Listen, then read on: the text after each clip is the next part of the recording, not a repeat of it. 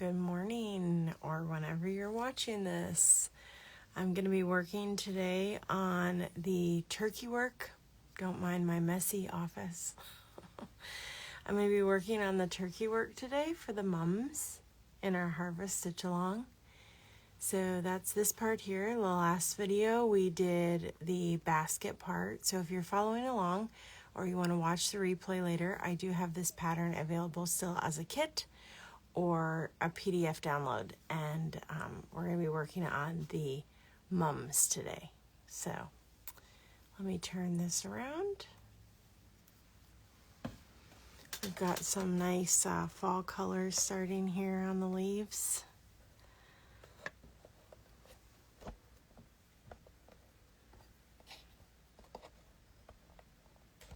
And we're going to work on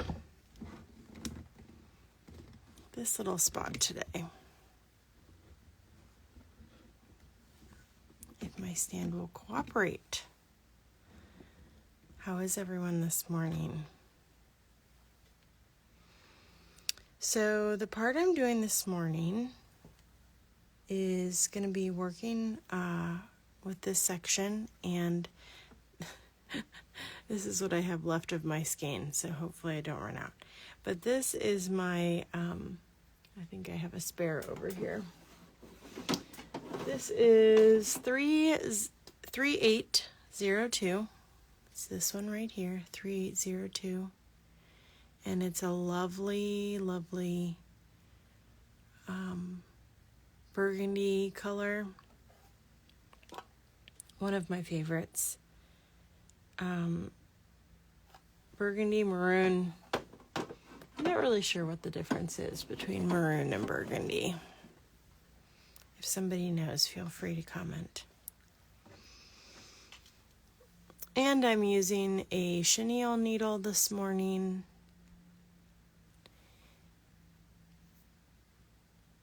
And for this stitch, you're going to be using all 6 strands of the thread, all 6 strands. So you need a little bit bigger needle for this. And we are not going to knot the end of our, We're not going to knot the end of our thread here. So if you get to the end here and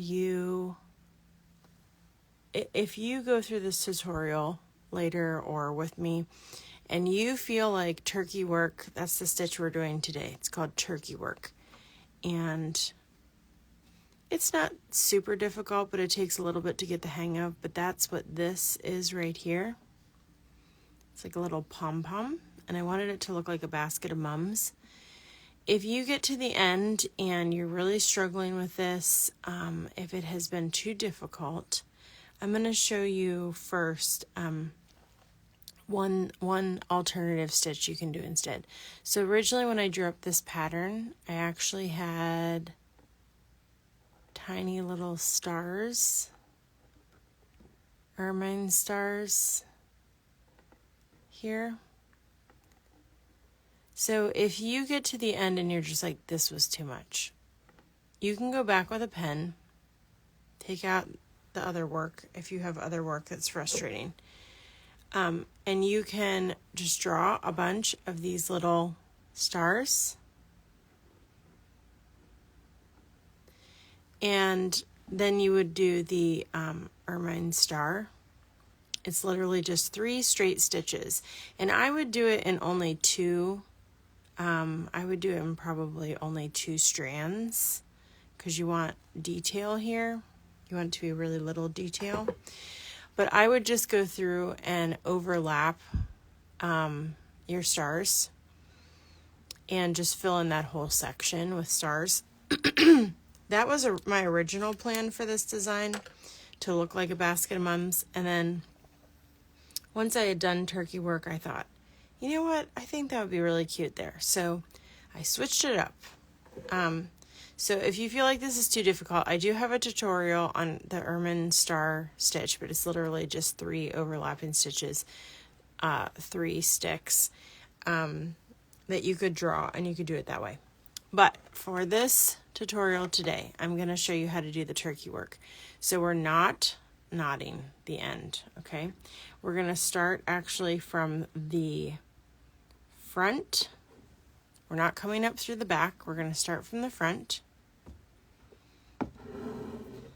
And I have a decently long piece of thread here. This is like 2.5 feet, maybe my arm's length. Okay, and we're going to go down through the fabric and leave this little, I'm going to come in closer here, leave a little tail here. So I have like about a 1-inch tail sticking out. Doesn't have to be longer than that. We can make it a little bit shorter. Okay, and then we're going to come up. I'm going to hold this down here, and we're going to come up just above that,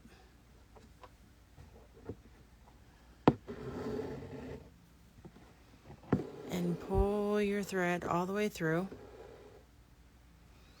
And most of the stitch is going to be a series of loops, and then we're going to cut it later, give it like a little haircut.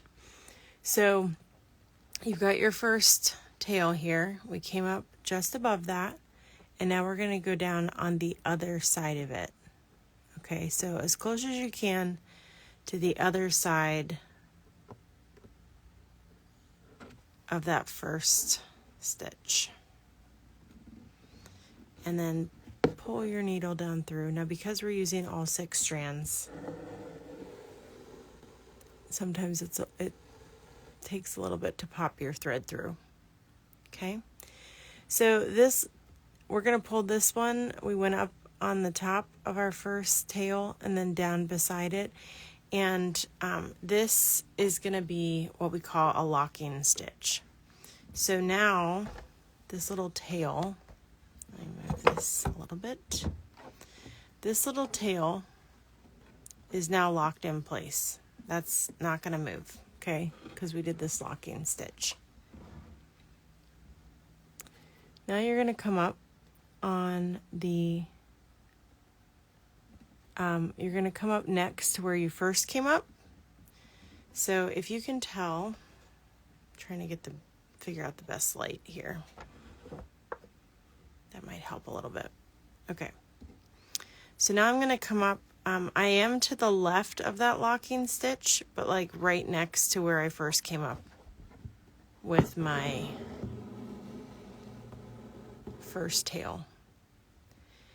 And now I'm going to make a little loop. So see here, there's our locking stitch, the first tail where we went down through the fabric, and here's where I just came up. I'm going to go forward a little bit.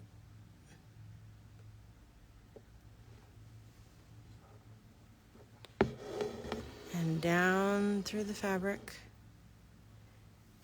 And this time, I'm going to leave a loop that's about 1 inch or a little less. Okay. Then you can come up between the locking stitch and the one you just made. Oh, almost lost my loop there. Hold on to that. And then go down with your needle on the, so we came up between, and we're going to go down above the end of that loop. And this is our little locking stitch again. Now this seems confusing when you start, but I promise it gets easier as you go. It's just figuring out where to go and the order of things and remembering to lock in your stitch. So now I'm going to come up again. It's a little hard to see right there, but I'm going to come up again above that locking stitch.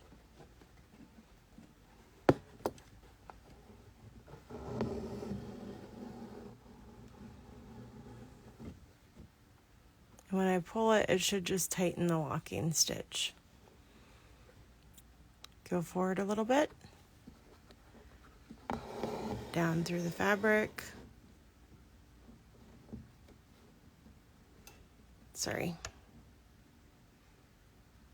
leave a loop. These loops do not have to be all the same height, okay, just relatively. Come up in between your last locking stitch and the end of this loop, and then go down on the other side of that loop. And there's our locking stitch, okay? Come up right next to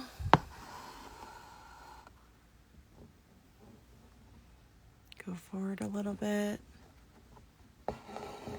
Thanks.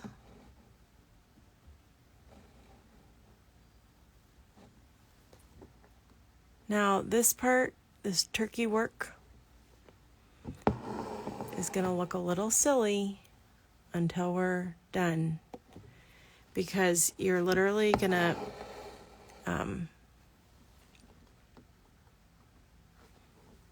we're going to continue around like this until we fill in the entire space with all these little loops, and then we're going to come back and we're going to give it a haircut, and we're going to shape the ball to make it look like Mom's.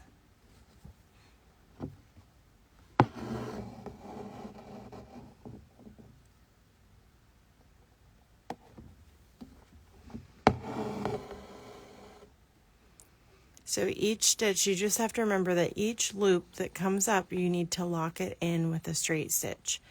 So here again, I'm going to come up above my locking stitch.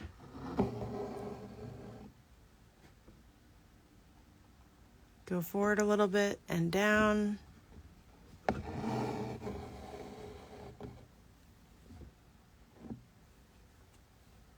Leave a loop.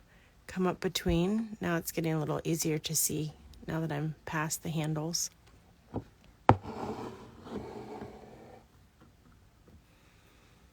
And then to the other side. And that locks it in place. Okay? So we've got these loops here. And I know this seems like it's going to be a lot, but we're going to fill in this whole area with all these loops.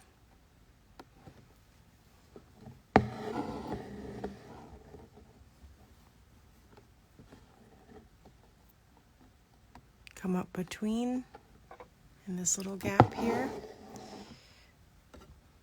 Go forward on the other side, and it locks in that leg of the loop. Come up above again. And you can do this for any kind of thing that you want to be like fuzzy. Come up in between.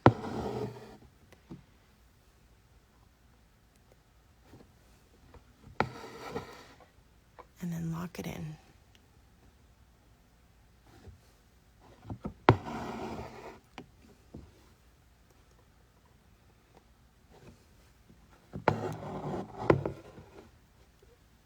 I've seen people use this type of stitch for like the head of like a bee, like a bumblebee, which is really cute.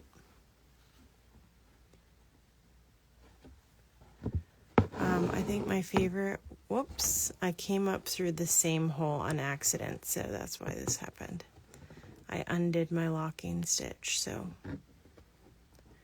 hold on. Okay, so I need to lock that back in place and then come up just above. There we go. I think my favorite that I ever saw somebody use this for was, I saw somebody use this stitch to create a woolly worm, which was my favorite.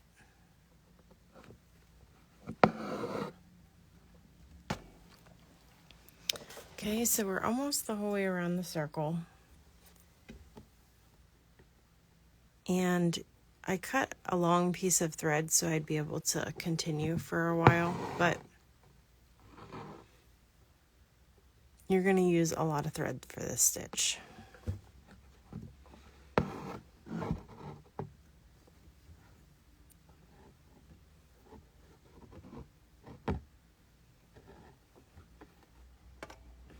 Oops, sorry.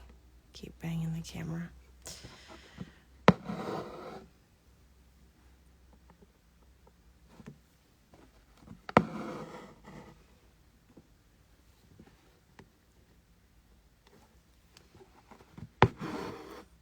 Now hopefully it's a little easier to see now that I'm over more towards this side. We're going to create that loop, hold it down, come up in between.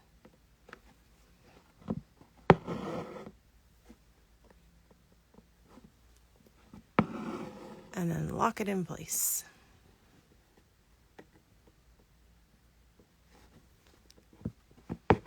Come up right above the locking stitch.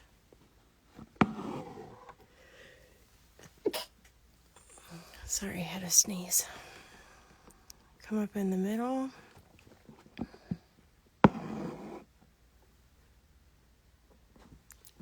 And little straight stitch to lock it in place.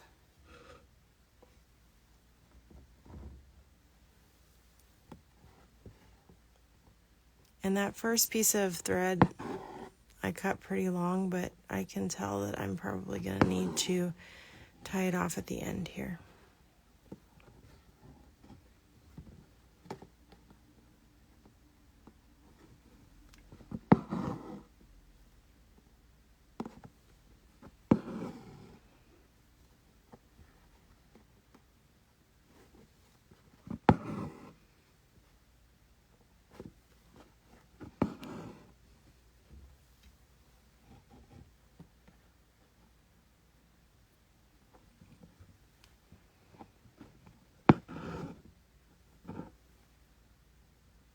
And then over here, lock it in. Okay, and then I think I probably need one more loop here. So I'm going to come up above that locking stitch.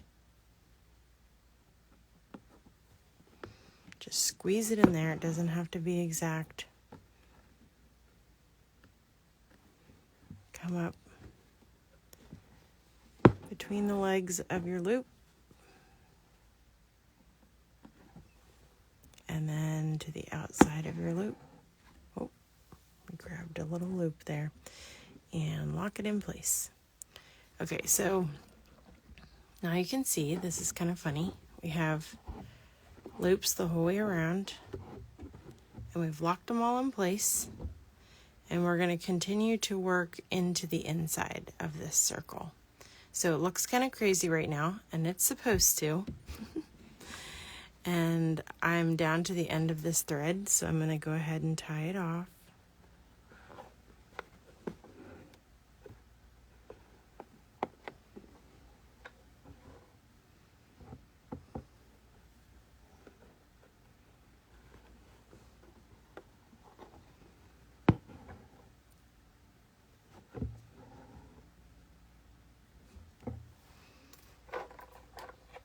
And snip it.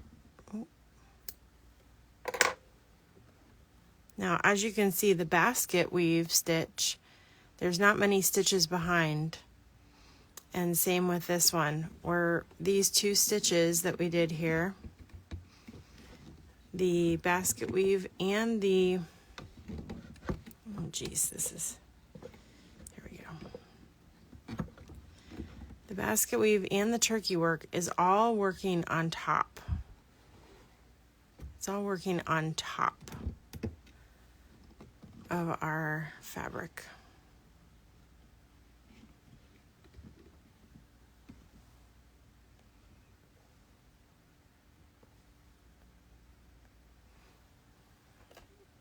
All right, I'm going to cut another length. And it might be a good idea to just start with a new thread when you come to a new row.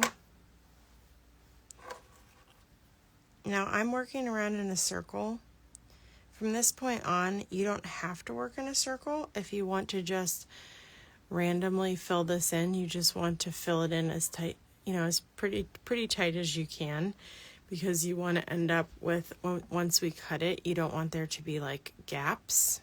Okay. So can you believe this is going to turn into this?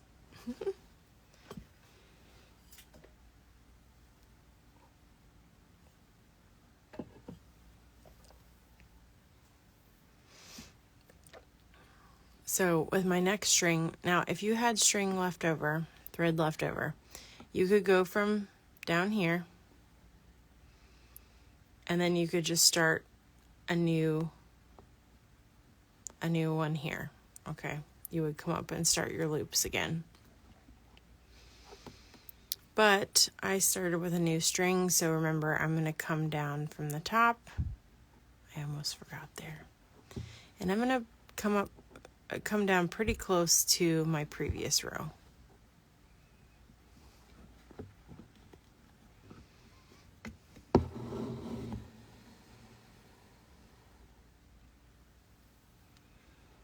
So I have one tail there again. And I'm going to come down to remember I'm doing a locking stitch. So I'm coming below that tail. I need to anchor this in place. Anchor or lock, you can use either term. And then on the top of that tail. Now, that little straight stitch to lock it in doesn't have to be overlapping the tail. We're just trying to keep this as close together as possible and as tidy as possible. So it doesn't have to be overlapping it, but you want a straight stitch pretty close to that one. Okay, now I'm gonna, it's getting a little tight in there, so I'm going to just go forward a little bit and start my loops here. Again, like I'm being pretty exacting with this, but this doesn't have to be super exacting. The main thing is you want to do the loop and then a locking stitch, a straight stitch. It doesn't have to overlap it. Okay, here's my little loop. I'm going to come up in between the legs of that loop.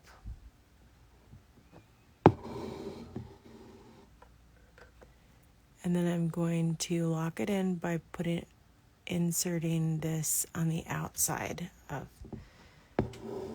that loop. Okay, so for each little loop coming up, again here, it doesn't matter exactly where you come up, you just need to come up pretty close to that previous loop. Sorry, I got a little tangle here.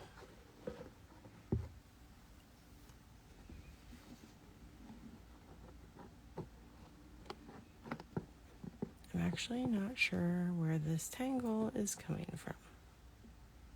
Might be one of our previous loops. Okay, so I'm gonna leave it. I think it'll work out. My thread on the back. Let's see, there's a bunch.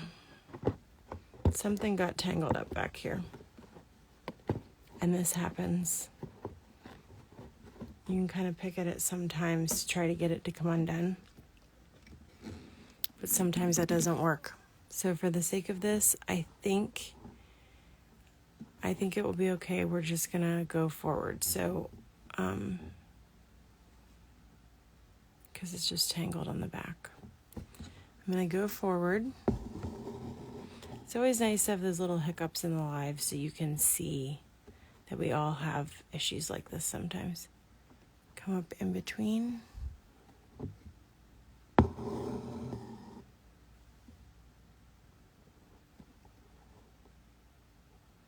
And then on the outside of the leg of the loop. Now it's going to get tricky for you to see on my work where I'm coming up, I guess, as it gets like congested in here. But the main thing to remember is you're doing a loop. And then wherever you can come up, I'm trying to come up in between the legs of each loop and then anchor it on the outside of the loop. So you're just going to have that little straight stitch to lock in each loop. And that's the main thing. It's okay if this doesn't all look neat and tidy inside. You just need loops and locks. Loops and locks. It looks like a fright right now, but it will work out.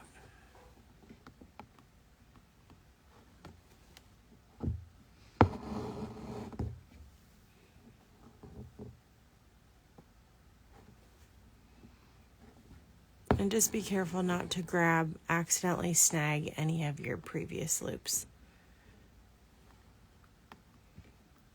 Oh.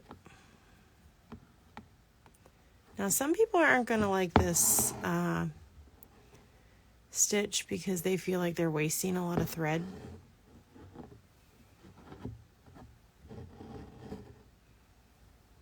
Oh.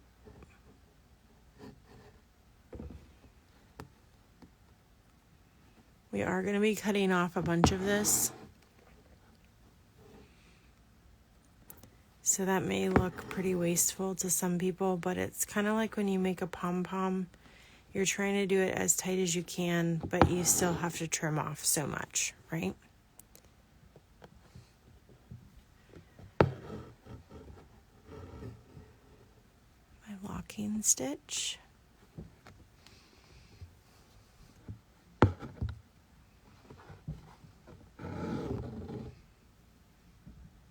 Oops, that was my loop.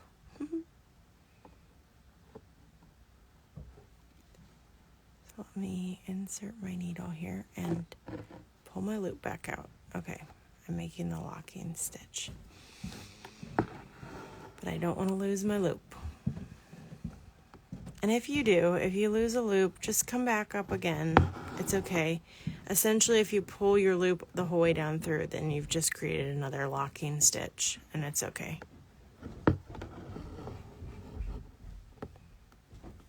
So, in between here, lock it in. Oh.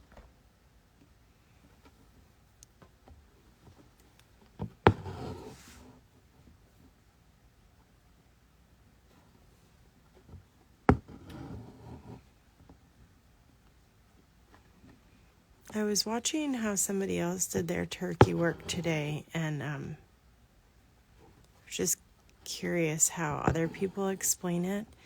And you can always look up tutorials just by the name on YouTube and things like that, and you can see different ways that different people do it. Some people are very exacting.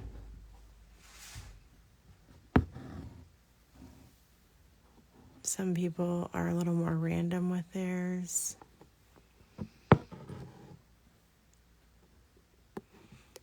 I saw someone who did the loops and they just did the straight stitch completely below, like way down here to lock it in. It's just that you need that straight stitch. I can't say that. After each loop, it just anchors that in place so that when we cut it, when we cut these, I mean, you can already tell now, if you tug at it, it's not going anywhere. These are not pulling out. The loops aren't getting longer. So what we're doing is working. I think I can get one more loop out of this short little thread. You could also do like a lion mane. That's what this reminds me of. And I'm going to tie this off in the back.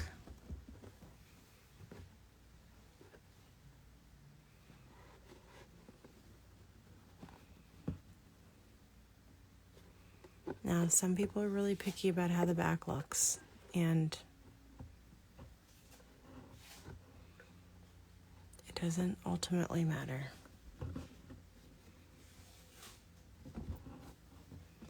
I'm going to snip that.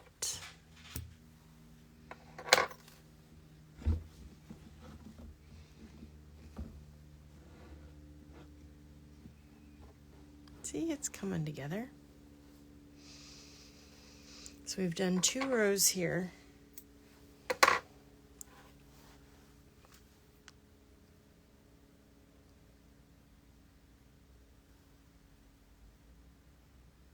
And I was going to try to get to the trimming and the shaping of this today.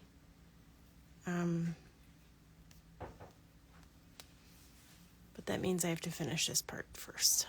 So I come down. Remember, start from the front with a new thread.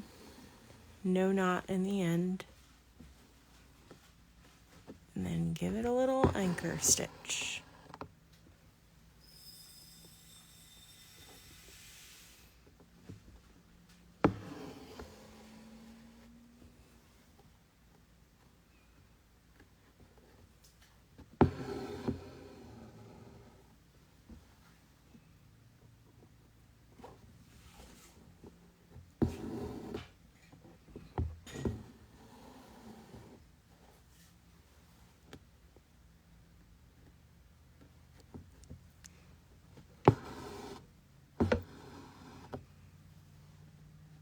Sometimes you have to tug to get those 6 strands through your fabric.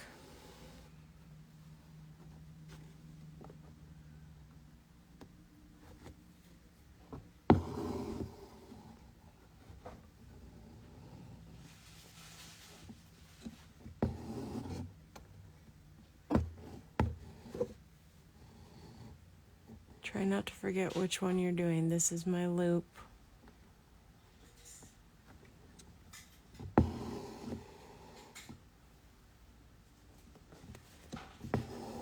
And then my lock.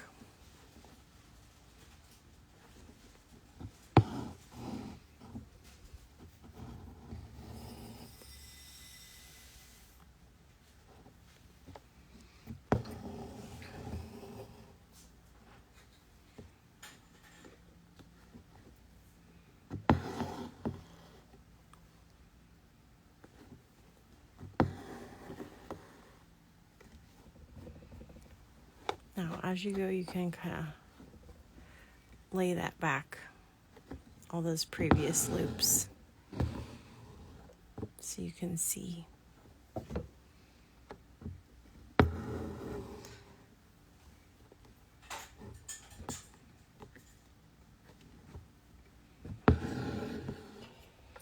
Now, I think I was going to try to fill this all in live, but I think that it's probably going to get more difficult to see the middle. And I think I've given you enough instruction here that you can continue on with this yourself. You're just going to keep, I like to go around in circles, so I would say we're probably going to need like 3 more rounds of this. And then we'll start cutting and all that. Oops, wrong side. Lock it in place. Again, this doesn't have to be super exacting. You just want to make sure you're doing the loop and then the lock. If you would rather work up and down in rows, that's fine. I like to go around in a circle the first time at least, so that I have a nice round edge at the beginning. That's the main thing. Okay.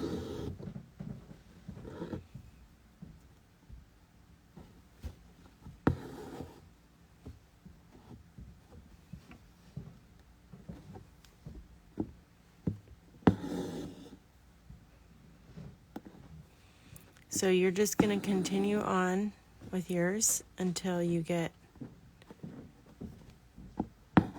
all filled in the middle. Just trying to keep them as close together as possible. Okay. And then I think I'm going to come back for the second part and show you how to trim and shape the turkey work. Okay? So this loop was kind of short, so I'm going to tug it out a little bit before I lock it in place. Continue on into the middle. It's looking kind of crazy at this point, but as you work, you can lay these down so you can see the inside of your work. You're going to continue on into the middle. And then in the second part, we're going to go into how to trim and shape this so that it looks like this. It's going to turn into that, I promise. All right. Thanks for joining me, and I'll see you again soon.